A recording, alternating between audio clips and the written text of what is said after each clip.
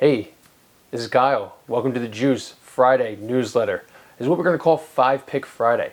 So I'm going to give you 5 picks over the weekend, Friday, Saturday, Sunday, so we can all win some money, all cash in, all beat our bookies and whatnot. And you can go buy your girlfriend, your wife, your mother a nice fancy dinner.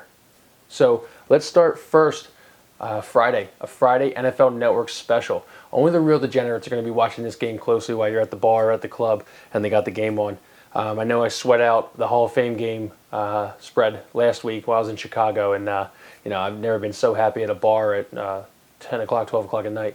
So we're looking at Steelers-Bucks, -2.5 the Steelers are giving, and the total looks to be about 37. So what I look at here when I'm betting preseason, now that the teams have about 2 to 3 weeks of training camp under the belt, they should be more accustomed to each other.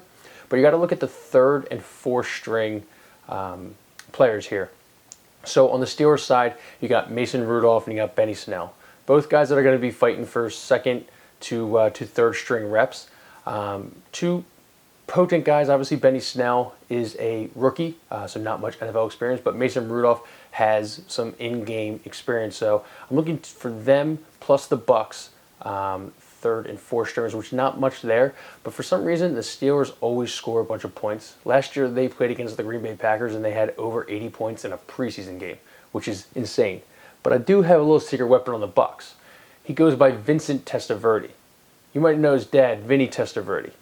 Well, if I know anything like I know Vinny Testaverde, unders don't run in that family. Vinny Testaverde has never seen an over he has not liked. So go there, go over 37, Bucks, Steelers, 7 o'clock, NFL Network. Next game I'm going with, Saints, Vikings. Saints are given about 2.5 there, and the total is 37.5. Once again, we're looking at the third string and the fourth string right now. So good thing with the Saints is they have a lot of third stringers that actually got quality reps last year. Keith Kirkwood, Austin Carr, both wide receivers. Taysom Hill is the third string quarterback. Then when you go to the fourth string quarterback, you got JT Barrett, rookie out of Ohio State. That guy just slanged the ball while he was at Ohio State, as well as, use his feet to score as well. I'm looking at the over on their 37 because I also have Jake Browning, who is the former Washington Huskies quarterback, if you remember. Also a rookie that a guy, has never seen points he didn't love. Those games always went over up there in Washington. So I would take the over there as well, 37.5. Like I said, these guys have 2 to 3 weeks of reps now underneath their belt. So I would look to hammer that over right there. Moving to another game Friday. This game's at 3 o'clock. So hopefully you're watching this video before then. We got Liverpool and Norwich City kicking off the English Premier League for the 2019-20 season. Now, there's no value in betting money lines in soccer when it's this much of a landslide. So what I'm looking here is I'm looking at a over of 3.5 on goals total scored. I believe Liverpool's going to come in and just absolutely run through Norwich City right off the backs of their Champions League play. I'm not afraid, like most people, of them being a little tired since they went so deep into the season. I think a lot of times historically, the start of the EPL, there's tons of goals that are scored. The next game we have is on Saturday. We've got West Ham United versus Man City. Now, what I'm looking at here is not the spread, not the total goals, not even the money line, because you're not going to get any value on that. I think it's up to -1,400 Man City. There's no fun in that. So what I am going to look at is a bet we call half and full-time bet. So you pick who will be up at half and who will be leading at full-time when the game is over. So if they're tied at half, you lose the bet right there.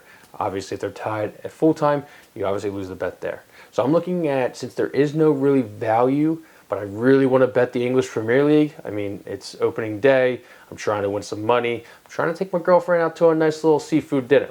So what I'm looking at is I'm looking at -150 Man City and Man City at full time. So Man City will be up at the half and Man City will be up at full time.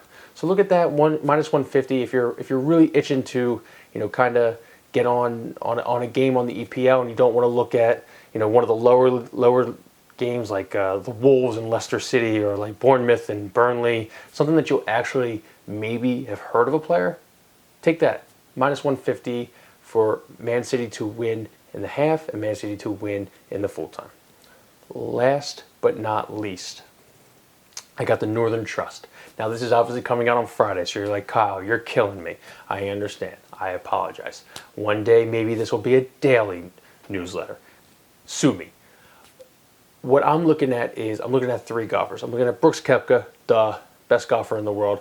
I'm looking at Jon Rahm, and I'm looking at Xander Schauffele, who is my guy, other than Brooks. I love Brooks and Tiger, but, Tiger's Tiger. So the odds right now for those 3 to win it all at the Northern Trust is Brooks Koepka 8-1, Jon Rahm 14-1, and you got Xander Schauffele 28-1. Now, if you've read kind of previews of my British Open, you know I'm a huge Brooks guy and a huge Xander Schauffele guy. This course is going to play perfect into guys that can drive the ball.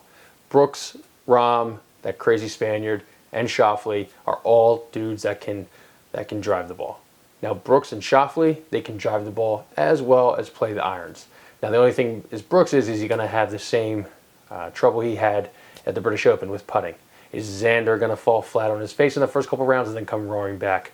Now, obviously, with PGA, with golf betting, it's a crapshoot. I think last week a guy who was 60-1 won it all. You had Shane Lowry in the British Open at 81. You had Gary Woodland at 50-1 in the U.S. Open prior. So it's a crapshoot, but there's a lot of value there. So if you look into the guys who really, really, really can drive the ball, and if they put their irons and their putt together, they can take this one down. So look for Brooks Koepka 8-1. Look for Jon Rahm 14-1. Look for Xander Schauffele 28-1. Golf's a lot of fun. You could sprinkle a little bit of money on 10 different people and still come out, in the black. Finally, I know I said finally the Northern Trust. Well, there's going to be a parlay every week. And it's not going to be like a 3-team parlay. It's going to be like a 5-team or a 6-team or a 10-teamer if I'm feeling crazy. For this week, we've got English Premier League, football, soccer for those in the continental United States. We've got Tottenham money line. We've got Man City money line. We've got Liverpool money line. And we've got Arsenal money line. So Liverpool's on Friday, Tottenham, Man City Saturday, and then we got Arsenal to round it out on Sunday, all money line plus 233. All favorites, all should win. You're welcome.